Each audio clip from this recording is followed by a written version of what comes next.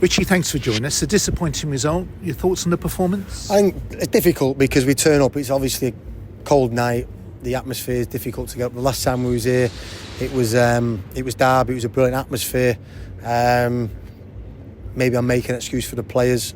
I have to say that the players that come in who have not been playing recently, didn't do anything to change my mind about team selection. The starting 11 have been unbelievable in recent weeks, and Sween's has done well when he's come in, and I still think Sween's done okay today. But yeah, not many others knocking down my door to say pick me.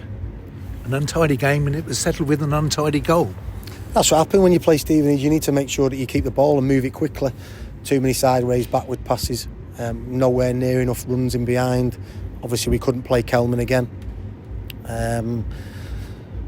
Every time we got to the final third, we passed it back. We're looking for the perfect goal. We don't put balls in, and it was a poor night. Almost had a sting in the tail though, that drive from Brown that smashed against the bar. Yeah, it was too little, too late. Not enough. We didn't deserve anything, and it was an opportunity for the players that have not been playing to not just play this game, but get into the league team, and then also play Birmingham in the next round and be a couple of games for Wembley. Because if he would have got to Wembley, I would have kept the same team. But no, it's a massive opportunity missed.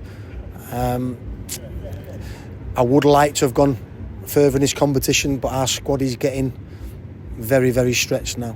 And you only have to look at it with the front players and the options. The fact we're having to move Sweens up, we just got no options off the bench. So disappointed.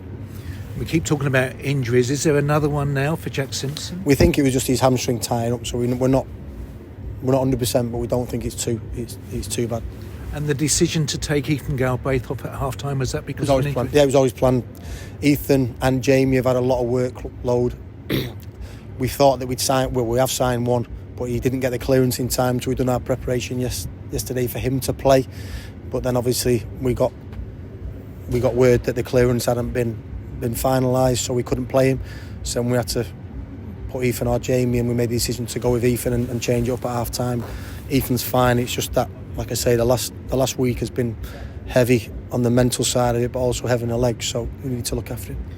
It's a very big week that's coming up now, with two teams that, like the O's, are pushing for the playoffs, and a long trip to Exeter in between those games against Reading and Stockport. Yeah, I mean, the Reading's the first one. That's what we'll focus on. I'm not going to read into tonight, because players, like I said, it's interesting when players knock on your door and say I should be playing, and I'm like, well, what I'm seeing is maximum effort from the first team lads and good results and clean sheets, and then when you're given the opportunity you don't take it. So I'm disappointed in a few tonight. I just wanted them, I was begging them to take the opportunity, because we would have given more chances in the coming weeks. But especially with the energy and the tiredness that we've got in the group. But no, we'll rest up now and we'll go again for Reading in terms of the 15, 16 lads that have been doing really, really well, and hopefully we'll have one or two in. Sounds as if there's definitely going to be one. Could there be two? No, touch and go. We've signed one. We haven't got international clearance, so he should get announced tomorrow if the clearance comes through. Like I say, he was going to start, but in the end we didn't get the clearance. Have you gone any further in terms of the offer of a contract, a permanent deal for Sonny Perkins? I spoke to his agent today. They're cracking on with it with Leeds. Hopefully they can finalise a settlement with Leeds, and then we can come to a negotiation with Sonny and the agent. Are there other contract negotiations going on? The chairman's been, like I said, been brilliant. We've paid money for a player from Swansea, and we had another bid in for a striker that has been rejected, and we think that will become too expensive, so we'll move elsewhere on that. You're still looking for a striker?